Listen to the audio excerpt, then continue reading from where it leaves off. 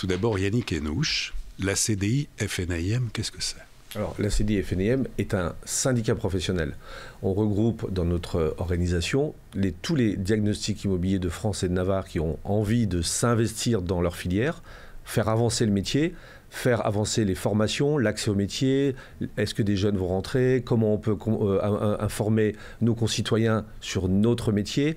Bref, on est un des acteurs publics qui permet à la fois au gouvernement de mieux comprendre notre métier et de le faire avancer, puisqu'on discute toutes les semaines avec les pouvoirs publics, le ministère du Logement, le ministère de l'Environnement, la DHUP, le Conseil national de l'habitat. Je salue ici Lionel Cos, son président. Et puis, à côté de ça, nos concitoyens, nos confrères, les agents immobiliers, les opérateurs de travaux dans nos maisons, dans nos logements, et puis aussi les jeunes qui veulent venir dans un nouveau métier pour apprendre à comprendre ce qu'on pratique. C'est un métier qui est passionnant, qui est très très jeune, hein. On a une vingtaine d'années, parfois décrié parce que, bien sûr que tout Rome ne s'est pas fait en une journée. Donc on a encore beaucoup de travail, nous, pour acculturer les gens à notre métier et puis à former nos collègues pour une montée en compétences nécessaire. Oui, et donc aussi pour essayer de comprendre. Alors Yannick Henouche, sur notamment la rénovation énergétique, on est un peu perdu. Qu'est-ce qu'il y a eu de nouveau, d'important, mettre dans la tête des gens au niveau des aides ou sur la rénovation énergétique depuis le début de l'année 2024 ? Quoi de nouveau alors ? Si vous permettez que je monte deux petites marches, on a changé de siècle, on est en train de sortir des énergies carbonées. Nos logements, le bâtiment en France consomme à peu près 40% d'énergie fossile. Il est grand temps de le faire baisser. C'est une volonté européenne, c'est une volonté du gouvernement, mais c'est aussi, je crois, une volonté mondiale. Il est important de faire évoluer notre consommation d'énergie. Alors, la loi climat-résilience du 1er juillet 2021 a embarqué toute notre filière, tous les gens. Parce qu'on est tous des consommateurs de logements, d'habitat. Ici, il y a des murs autour de nous, on consomme de l'électricité, de la clim, etc. Et donc, il faut qu'on ait d'abord, dans un premier temps, une prise de conscience. Je crois que maintenant, on a embarqué tout le monde. Tout à l'heure, vous stipuliez le fait que parfois le DPE pouvait donner des baisses de prix s'il est vraiment mauvais. Et en effet, on voit que ça a une incidence sur le prix des biens. Mais c'est aussi sur l'usage du bien. Est-ce qu'on se sent bien dans un bien qui est mal chauffé, qui est trop froid, trop humide, etc. Donc les diagnostics sont devenus l'alpha et l'oméga de la connaissance d'un bien immobilier. Ça, c'est le premier point. Le gouvernement a été très ambitieux avec la loi climat-résilience. Il est poussé aussi par l'Europe, il est poussé aussi par des phénomènes politiques, d'écologie, de sensibilisation, etc. Et donc, on a essayé de dire, dans un calendrier, il faut qu'on transforme nos logements. 2025, 2028, 2034, tout le monde connaît l'ambition de départ. Ça, c'est l'ambition. Oui. Et c'est une ambition qui est forte. Alors, donc, ça frotte un peu, parce qu'il y en a qui ne veulent pas faire des travaux, d'autres ils disent c'est trop cher, d'autres ils disent mais pourquoi je veux le faire, moi, mon bien, il ne consomme pas, etc. Tout le monde a un avis. C'est un peu comme en football, il y a 30 millions de sélectionneurs. Voilà. Le gouvernement essaye de suivre et d'acculturer tout le monde. Alors, il y a des choses qui évoluent. On évoquait tout à l'heure le DPE qui permet d'avoir des aides.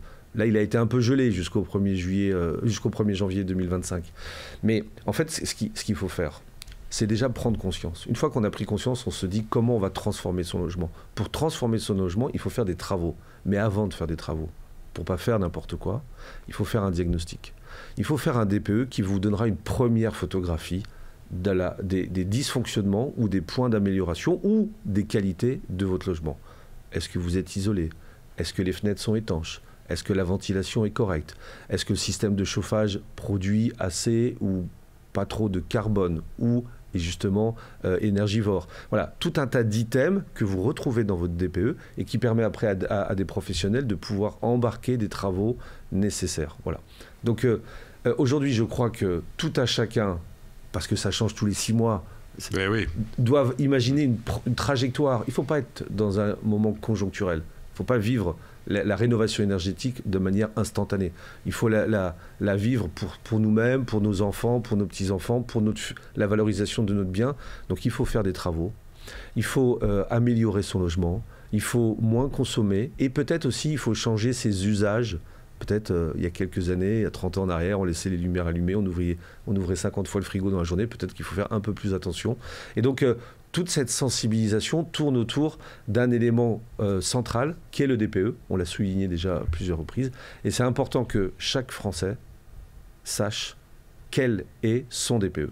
Donc la première chose, c'est de faire un constat. Si vous avez mal à la jambe, on ne va pas vous mettre un plâtre tout de suite. Vous allez d'abord voir un radiologue et vous allez avoir un diagnostic. Et donc nous, on est à ce niveau-là. Vous avez une maison, faites un diagnostic, et après, il y a plein d'opérateurs extrêmement compétents qui vont vous aider, vous épauler pour pouvoir faire des travaux de rénovation. Un mot tout de même, j'y reviens, sur les nouveautés depuis le début de l'année. Par rapport aux aides, ça a bougé, ça a un petit peu changé. Alors d'abord, il y a des enveloppes énorme. Il faut déjà aussi en être conscient. Je ne suis pas pro ou anti-gouvernement quand je dis ça, mais il faut dire que le gouvernement met des enveloppes de plusieurs milliards d'euros de travaux, d'aides, d'éco-PTZ, de crédits bonifiés pour pouvoir faire des travaux de rénovation énergétique. Il est important aujourd'hui de les utiliser parce qu'on ne sait pas ce qui va se passer dans 5 ans. Donc déjà, il y a des aides, il faut les utiliser. Ça évolue un peu. Alors tantôt on fait du monogeste, tantôt on fait du trigeste, etc. Au monogeste, oui. Voilà, là on revient au monogeste, vous pouvez changer vos fenêtres, changer votre chaudière, faire de l'isolation par extérieur, pas besoin de tout faire. Ok, parce que le gouvernement a bien vu que les Français, le temps qu'ils comprennent tous les dispositifs, ça met un peu de temps. Donc là, on a jusqu'à la fin de l'année pour pouvoir bénéficier d'aides pour faire des monogestes. Moi, j'aurais tendance à dire que imaginez les travaux dans leur globalité. Aller changer des fenêtres alors que vous avez un système de chauffage désuet n'a aucun sens.